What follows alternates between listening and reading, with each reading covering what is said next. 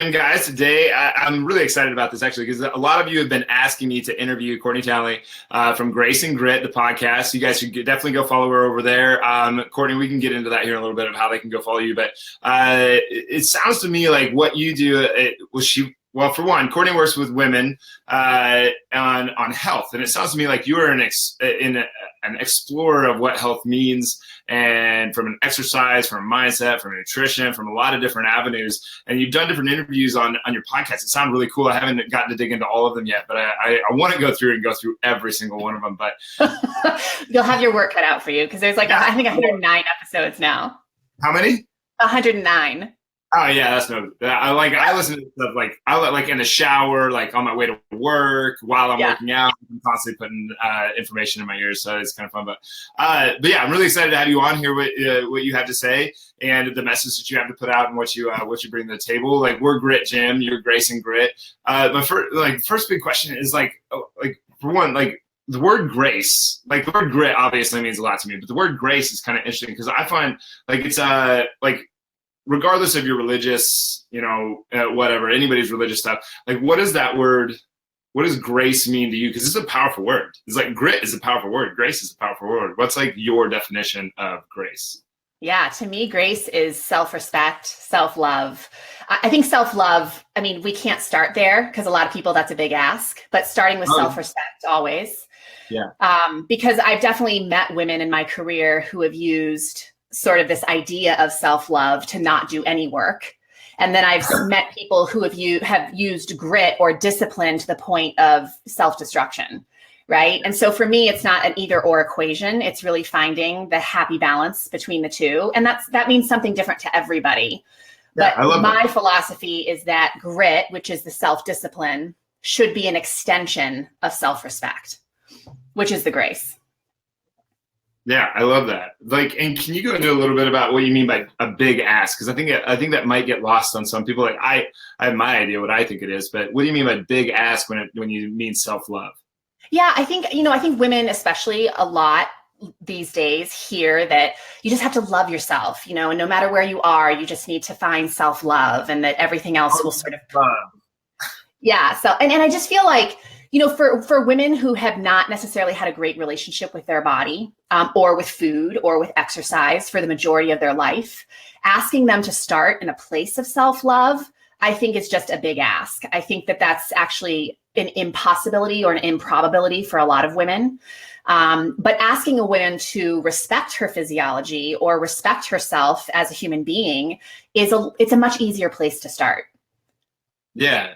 No, I think that's great. And do you think, when it gets into that, self-respect, self-love, do you think that they're almost setting themselves up for failure if they were to be asked to do that?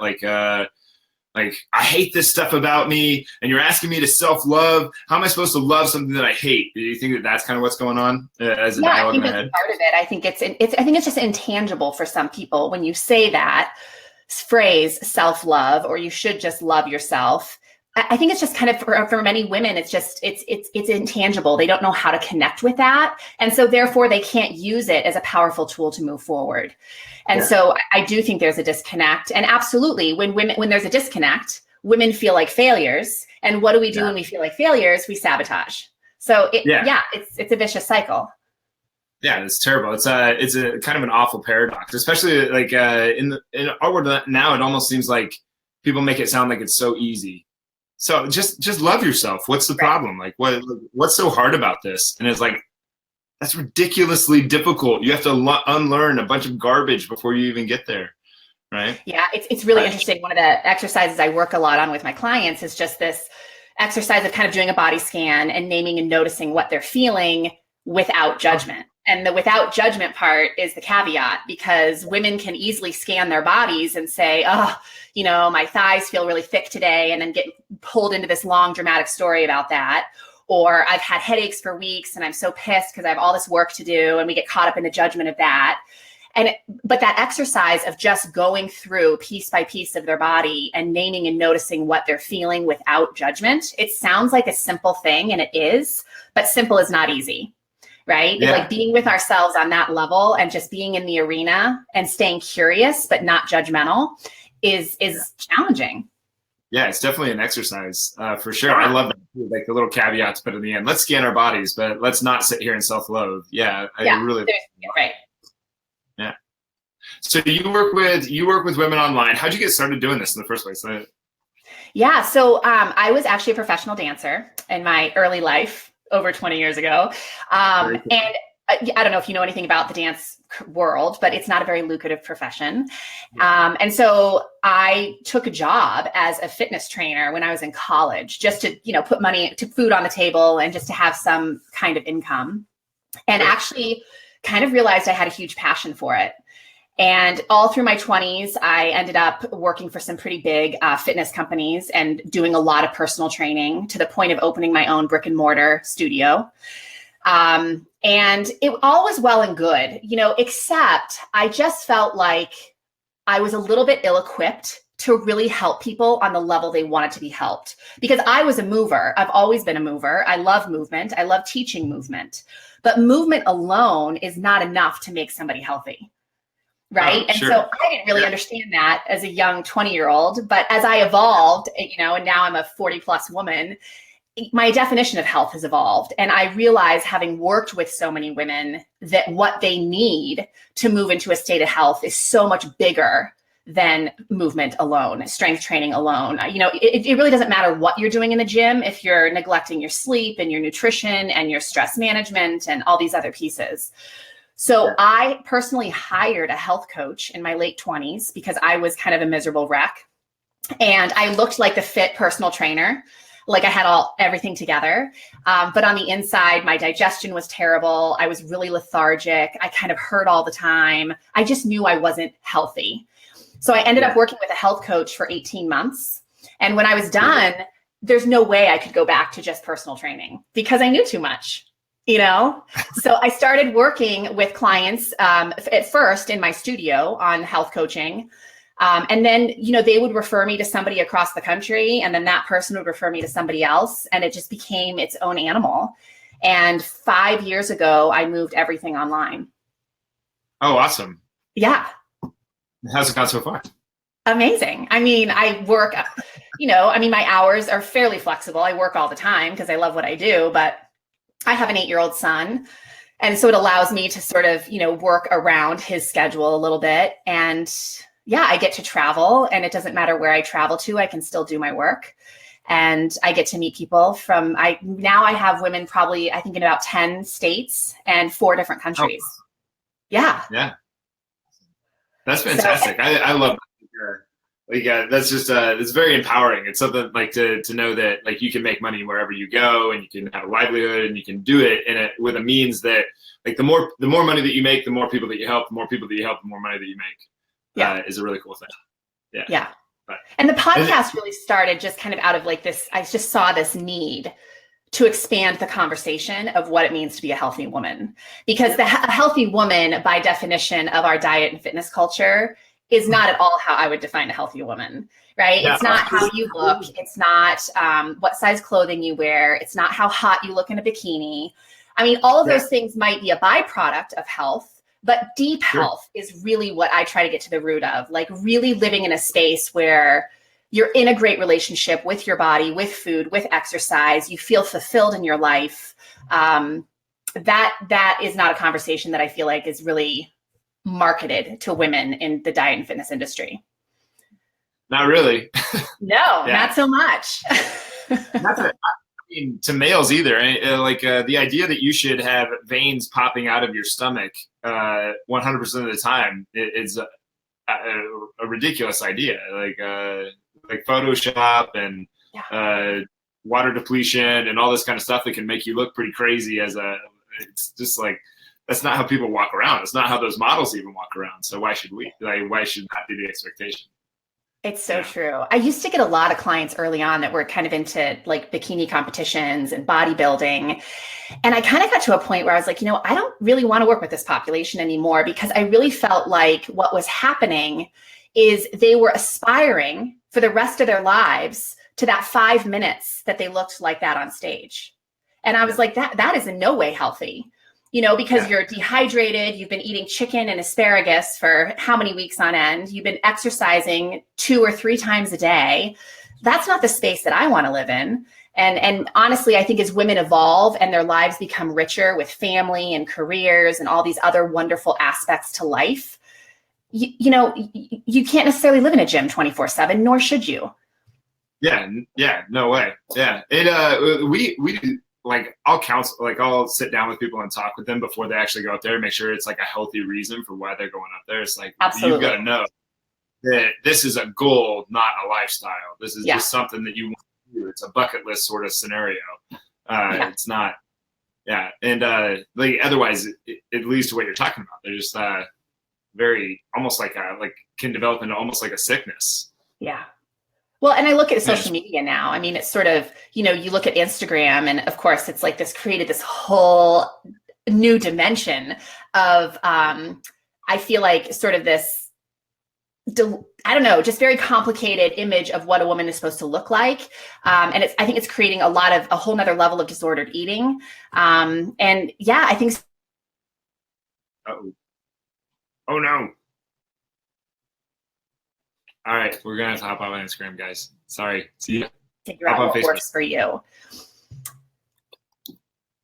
So we got disconnected there for a second. I lost like the last 30 seconds of what you said, which was probably like the most amazing thing ever. What was it? I doubt that, but I just interviewed Rebecca Scritchfield. I don't know if you know her, but she's a dietitian out of Washington, D.C. And she does a lot of work. She calls it body kindness. But it's basically all anti-diet, right? And what we talked about on the podcast today, which I thought was so awesome, is that diets, when someone is constantly telling you what to eat, right, and how to eat, and sort of dictating your relationship with food, it robs you of your own inner work with those things, right? And I realize we're living in a very busy time, and so a lot of us would rather someone just tell us what to do. But if you look at the research, this is why diets don't work, is because we're avoiding the real work. We're avoiding the real grit, which is doing the inner work. Yeah, I 100% agree. Like we have a saying, we have it written all over the place. It says, "Do it anyway." Like when you're not motivated, do it anyway. When you're feeling scared, do it anyway. When you don't feel like doing it, well, you got to do it anyway. Well, a lot of people have taken that as like, oh, well, like to do the thing that to like work harder or to eat more, like what you're saying right there, in an unhealthy way that seems healthy. And it's like, no, it's about doing the thing that you're scared of doing. Yeah. It's like some people can sit there and eat the chicken and the broccoli like crazy, but they can't add the carb back in. It's like there's nothing evil about this little bitty carb here. It's going to be fine. Yeah. And I think that is a really good point, because I do think it's so easy to sort of convolute all these rules and regulations around food. And in the long run, that becomes hugely problematic, because then women are just at war with food the rest of their life. Yeah. And that's not helping anybody. Yeah. The like, oh, I've got to be vegan, and I've got to be gluten-free, and I've got to be paleo, and I've got to be, and pretty soon all you get to eat is ice chips. And it's like, well, wait a minute. We got to have something. Yeah. Yes. The human body was meant to be fueled and given lots of dense nutrition. Absolutely. Oh man. So you mentioned that there's that you were in a very fit state. Like you were working out and you were doing all that. You were the dancer. You know what most people call very, very healthy. I would call very, very fit. And you said that word too. So like, what's the difference between health? Is there a difference between health and fitness in your world? Oh, for sure. I would tell you that having been in the fitness industry for over 20 years, some of the most unhealthy people I know are very fit people. Yeah. And I mean, surely a lot of my clients are trainers and coaches and people who've been in the space who they themselves don't have a great relationship with food and exercise. Yeah. Yeah. I mean, the majority, I need to be a little careful how I say this, but the majority of the people that I know that are dietitians have a little bit of something. They got a little bit of an eating issue. I'm not saying they got a disorder, but they're not too far from it. Yeah. Well, and I think, it's not unusual. Like most fields, I think people go into it because they have some of their own inner work to do around the issue. Oh, yeah. Yeah. And I know for me personally, like if you look at where I was 20 years ago as a health professional versus now, I mean, it's kind of embarrassing, but that's just what we are as humans. We're just constantly evolving. And I think that the more we learn about our bodies and the more we learn about our triggers and sort of what sets us off, we're presented with an opportunity, basically, if we're willing to look at it like that. It is an opportunity to mend those things. But mending things takes time. And I see that as like one of the number one problems in our culture right now is people are so busy and their schedules are so chock full of activity and to-dos that they don't have time to do the inner work. They just don't. And so that's really one of the starting places I begin with a lot of people is literally, I call it trimming the fat in their life, the things that need to go in order to make room for more of the nourishment. Yeah, we call it priorities, but yeah, priorities, trimming the fat, exactly. Yeah, same thing, one and the same. Yeah, and can you go back to that mending thing? Because I like there might be a little bit of a disconnect between our listeners and what you mean by that, and I think that you're onto something like just dynamite there. What do you mean by mending? Mending in that. I really believe that our diet and fitness industry is really good at sort of telling people what to do to the point that people have been conditioned to expect that. But the reality is the only way we're ever going to have a good relationship with food and exercise is if we're willing to be self-directed. We're willing to go in and ask our own questions about, is this right for me? How does this feel? How is this serving me? Is this nourishing or depleting? Right? Like really asking those questions, but most of us just aren't stopping to ask those questions. We're just listening to what worked for somebody else's life. And then we're applying that to our own life and wondering why we're still struggling. Yeah. Right? So it's like mending your relationship with yourself, which ultimately, is done by looking at your relationship with these other things, food, exercise, your sleep, all those things. And do you think people at some point, do they have to go internal to be able to get that, to be able to make that mend? Or is that something they can get by focusing external? It's interesting. If you'd asked me that question 10 years ago, I would have said, oh no, if you just follow a certain set of rules and regulations, because I did, I had clients calorie counting, fueling, counting macronutrients, like the whole gamut, because I know it works for fat loss. Yeah. But the key is, it doesn't necessarily work forever, right? Long term, because eventually people fall out of those disciplined habits. And it also it became a conversation I just wasn't that interested in anymore because I felt like it was surface level. So I do believe at this stage of my life that absolutely people have to do inner work if they want deep health, because we're a whole, that's a holistic approach, right? We're not just a body. We're a lot more than that. And just to clarify, like I always like to clarify, anytime somebody says holistic approach, that doesn't mean homeopathic. That means as a whole, like W-H. Complete. Yes, a complete overview, not homeopathic. That's something different. But I love that. I think the same thing. Like I think like unless you're willing to go internal, I think that like we're just going to have this like superficial means of creating some kind of change. Like if we want true, long-lasting, sustainable, and I think sustainable should be like a word in there. Like absolutely, you have to go internal and make some changes there as well and challenge some things. Otherwise, what are we really doing? Yeah. Glennon Melton, who you may know her, she's an author, but she has a great quote that says, your body is not your masterpiece, your life is. Oh. And I love that because I'm like, I'm all about having a healthy body. And of course I'm a woman, like I have a vanity bone. I want to look good. Yeah, but at the end of the day, there's so many other parts to my life that are much more important than my body, my family and the people I'm serving and my passions and pursuits. But I have spent periods of my life where I was so hyper-focused on my body that I was really robbing all these other arenas of my life. And so that's really kind of a place I speak from a lot on the podcast and in the work that I do, is that absolutely we should all be putting effort into our health, but not to the point that we're robbing from all these other important aspects to our life. Because there's a lot of research coming out now about how just community is equally as important to your health as getting enough sleep at night. And so if you're just focused on this isolated being of always eating cleanly and working out all the time and getting the perfect amount of sleep to the point that you're basically ostracizing yourself from everybody, that's really not healthy. Yeah, you really you need to tell men about that, because men tend to think that they're an island. So that like hits pretty home to me. Like if you would have told me that like 8 years ago, I'd have been like, screw you, lady. I'm an island. Yeah. It's so true. And I think most professionals that I regard in this industry are very transparent about their own messes. That we all have our own stuff that we're rumbling with, and that's okay. That's being human.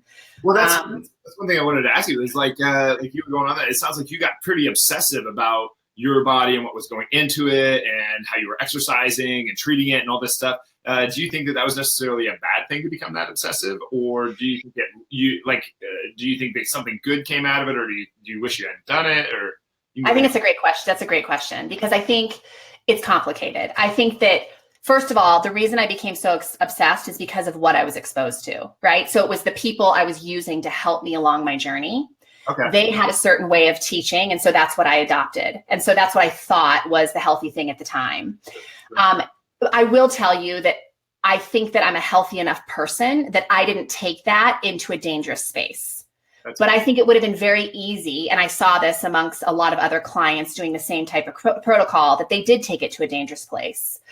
And so for me, it wasn't necessarily deeply unhealthy. And I learned a lot. I learned a tremendous amount about food and what's in food and just the makeup of food and how it affects physiology. I learned a tremendous amount, but I think there's many ways to skin a cat. And if I could do it all over again, I wish I would have been introduced to a more graceful approach earlier on.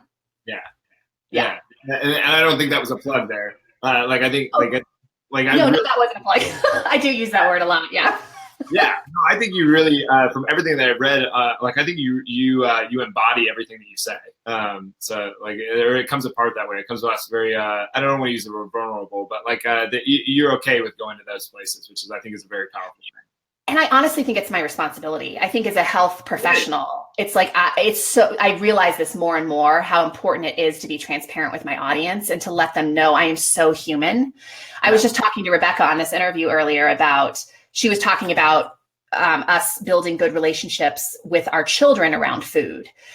And she was talking about when you have really strict rules, sometimes kids will turn that into a negative thing, like they'll binge on food because you don't allow it into their life. And I brought up this one episode with my son. I don't like sugar. I'm pretty anti-sugar for the most part, but I do eat it on occasion. Sure. But we don't have it in our house. Yeah. And we come to find out my son at the time, he was like 5 years old, but he was like hoarding candy that he was getting from like parades and Halloween in this little drawer in his bedroom. And I was like horrified. I was horrified because he felt he needed to hide it. Yeah. And it was just, I'm bringing it up because I screw up. We all do. Like none of us are perfect parents or people or trainers or whatever. And I think we need to normalize the conversations around health to really help people. Yeah, because putting out this idea that I have this, perfect body and I do my perfect training sessions and I eat a perfect diet, that's not helping anybody. Yeah. Or or even the thing that you said about the love thing, like do you love every single aspect of your body? Do you like every aspect of your body? Maybe. Hell no. Yeah. Exactly. I bet you could list off about 3 things in probably 10 seconds that you maybe don't. You wish that might be a little different, but at the same time, they're the way that they are, and there's a certain amount of acceptance there. Yeah. And I think for a lot of people on that conversation of love again is I think gratitude is such a graceful place to start, because most women, I will ask them within the first couple times of meeting with them, just make a list of 5 things you're super grateful for about your body right now. And you would think I was asking them to get a PhD in, nuclear science. Yeah. They can't come because it's been so long since they have extended gratitude to their body. But here's the thing, we respect things we're grateful for. Yeah. Right. Yeah. So if we are grateful more often, we will probably show a little bit more respect to our body because we're doing that. Yeah. And they've never been taught that that's acceptable. Everybody. We're taught it's not acceptable. It's not acceptable to be grateful for your body because that's egotistical. Right. Yeah. We were talking on this podcast this is like 2 weeks ago now, but how, that if you're depressed and you're sad, or not sad, but if you're depressed and you're self-loathing and you're beating up on yourself, everybody will come by to pat you on the back. But the second that you start being really happy and really excited and really like let's go life, people will be like, what's wrong with him? Take it, or what's wrong with her? She better go to the loony bin. It's just this really kind of interesting thing, the reaction that we have towards people and the state that they're in. I think it's so true. And I do think that deep health is a lesson in expansion, like of bigness. We're so afraid of bigness, and yet I think bigness is so healthy. Not talking about yourself in a conceited way, but being so sort of grateful for who you are and proud of who you are, that you're willing to be exposed in the world as that person, which I think women we're really good at hiding. We're really good at playing small and staying small and trying to get smaller. And I'm like, whoa, we got to reverse that conversation. Yeah. It's not about getting smaller. It's about actually getting bigger in many ways. My significant other, like she likes to play invisible, but she's like this like gorgeous female that doesn't know that she's beautiful. And she's really quiet. And it's like, man, you need to like anybody who doesn't meet you and doesn't get to know you, like I feel sorry for them, because like you are just such a light and such a wonderful person. Like everybody should get to know you. And she's like, oh no, that's true. So I'm like, stop playing small.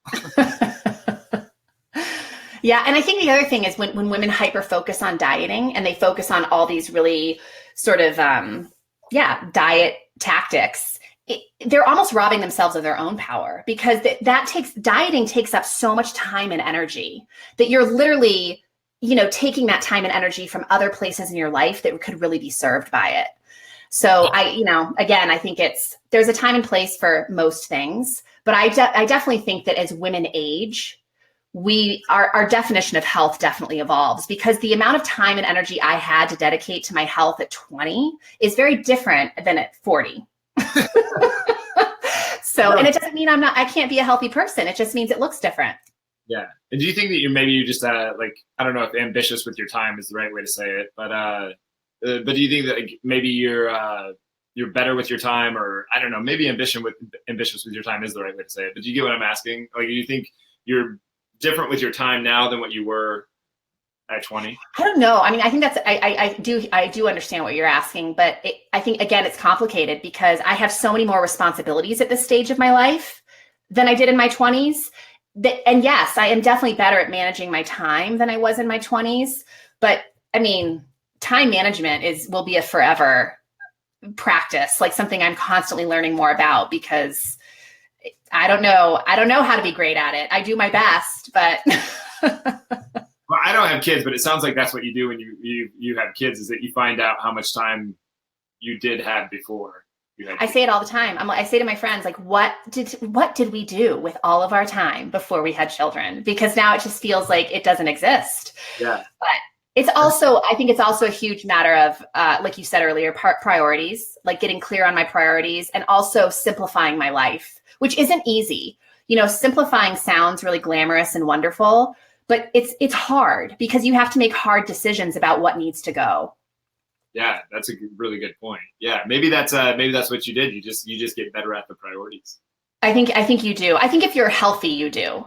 But and again, this is why I do a lot of podcasts on time management and life management, because I really believe that one of the biggest obstacles women are facing to improving their health is their inability or their unwillingness to say no. Not trim the fat in their life and not set boundaries, and that is biting them in the ass. Yeah, I think that's the case with a lot of people. The way that the first person that like really got on my case about that, they said a no to you, or a no to someone else is a yes to you, and you have to look. And I was like, okay. I love it. Danielle Laporte says no makes way for yes.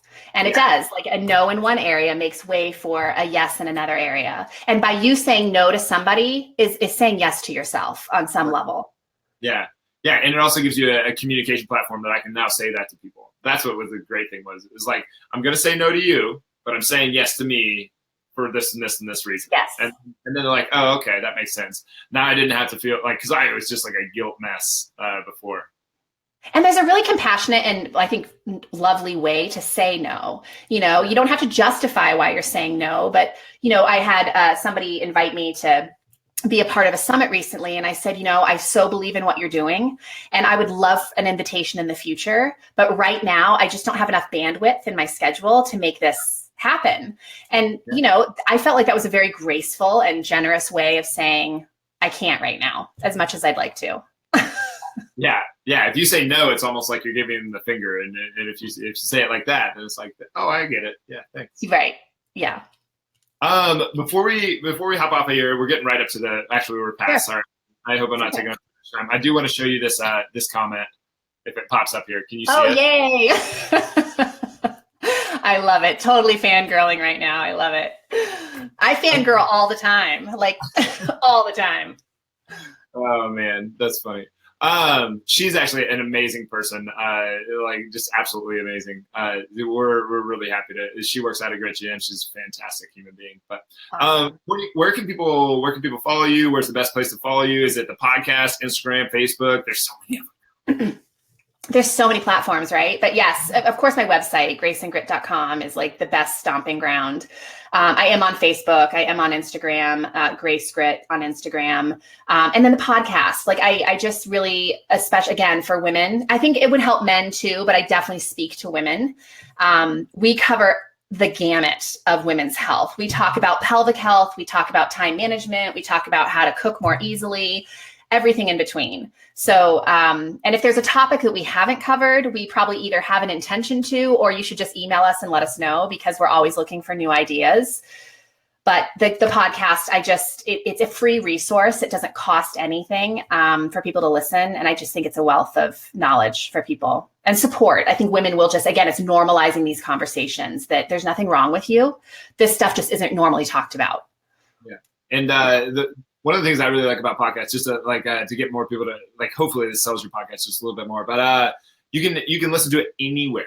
Yeah. Literally shower, car, walk, workout, cooking, cleaning, in mundane tasks at your work, that you don't really have to think too much. You can just sit there and consume. It's amazing. And it's so funny because the first 2 years of the podcast, we kind of did what most people do, and we picked a different topic every week, and we had different guests, and it was great. But then rolling into our third year, I really felt like we need to go deeper. Like we need to go into these topics deeper. So now we're spending an entire month on one topic, which is awesome. So last month was all about the power of the pause, learning how to slow down and reprioritize your life. And then this next month is the death of dieting. And I have some incredible guests who are just talking about the scientific research behind dieting and why it doesn't work. Yeah. Not for the long haul. Like it might work temporarily, but as sustainability, it's just very much lacking. So yeah, the 6 weeks thing, sometimes they're real, but that's all. Yeah. Yeah. So yeah, that's been good. And I've gotten a lot of good feedback about that shift in the podcast, that I feel like people are getting more out of it, which is good. That's awesome. All right. Well, you've answered most of my questions on most of the questions, the last two things I wanted to ask were, what do women need to know? What's one thing to leave? What do women need to know with? What do women need to know? I think maybe it's because this was our theme last month, but I specifically chose the theme of the podcast last month because I feel like it's the place most women need to start. I feel like if a woman is truly seeking deep health, it is more of an exercise in subtraction than it is an addition.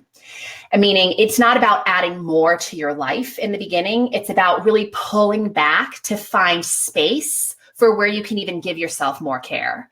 And that is not something that most women I know are very good at, right? We're really good at the laundry list of to-dos, and we're really good at always saying, I'm so busy, like a badge of honor. And I think it's to a fault that it's robbing us of our health. One of the last Instagram posts that we put up was I do like a little thing where I just write out in all caps, and I wrote, busy is not a badge of honor. Like you literally just said the quote, which is pretty cool. It's true. And there's that paradox, right, of doing less in order to accomplish more. And when you really trim down your schedule to just the things that you truly care about, it's amazing how much more progress you make. Yeah. But I have shiny object syndrome. I'm like a raccoon. I love everything I want to be a part of. I just love life and I want to be a part of everything, to the point that it can totally deflate me.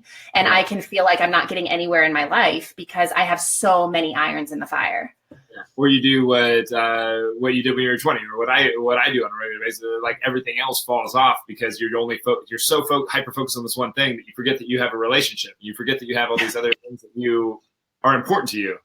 Yes. Exactly. So I think it's really just figuring out those 2 or 3 things that are most important in your life.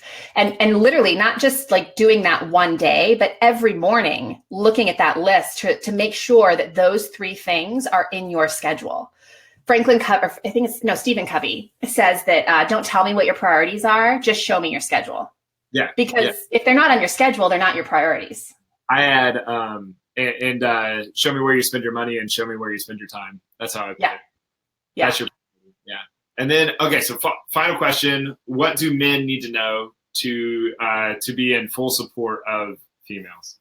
That's a good question. What do men need to know? I would just say that, I know there's all these jokes that we're crazy and that, that our hormones get the best of us. And I really would argue that fact. And I would say that there's a lot of wisdom in hormones. Sure. And that women sometimes are most honest and less censored when we are going through hormonal shifts. And so I think, don't joke about it because it's not really funny. It's a very clear reality of how we have to function. 50% of the population goes through, menstrual cycles every month. And I think just listen to what her frustrations are or what is coming out at that time, because it's probably very real. She's not making it up. She could be a little dramatic about it, but the issue is very real. Yeah. Yeah. So if I'm hearing you right, be understanding and compassionate. Yes, understanding and compassionate. Absolutely. And just supportive, right? I mean, just support her efforts to improve herself, because that's what a good partner does. That's what women should be doing for men. And it's what men should be doing for women. It's just helping to bring out the best. Yeah, 100%. Yeah. There's a to just say, yeah, that sucks. Yeah. Right. Or you see her making an effort to improve some aspect of her life and you want to control it. Well, this is how I would do it. And this is what I think you should be doing. That's very stressful for women sometimes. Yeah, that's very They want to make you happy, but they also want to do what's best for them. We want to help. We just want to help. I know. And men are so good at helping. Oh, yeah. No, that's funny. I'm pretty good about being a shithead. So I'm a prankster. So I just go with that. Yeah. Or that. Yeah. Well, this has been great. You're fantastic. I really like the messages you're putting out. Is there anything else that you really want to leave the crowd with before we sign off? No, I mean, unless you have any other questions, I think that's good. I went way over my time limit with you, so I got Oh, it's okay. I forgive you. Oh, thanks. I'm used to doing an hour interview, so. Yeah, no big deal. All right. Well, Courney Townley, really grateful to have you on. You're absolutely fantastic. I hope everybody that's watching, please go over there, follow her, Grace Grit Podcast. Go to the website, sign up for. I'm guessing you have some kind of email contact thing that they can sign up for. Oh yeah. And I always encourage listeners of the podcast and whoever to always reach out by email if they have questions or comments or topic ideas that they want to see covered. All right, great. Well, thank you for being here. I really appreciate it. Yeah, you're so welcome. All right. Well, we're going to hop off here, guys. Please share, comment, and send this out to everybody that you know. This was definitely one that everybody should watch. Anyway, thanks for being here. Really appreciate it.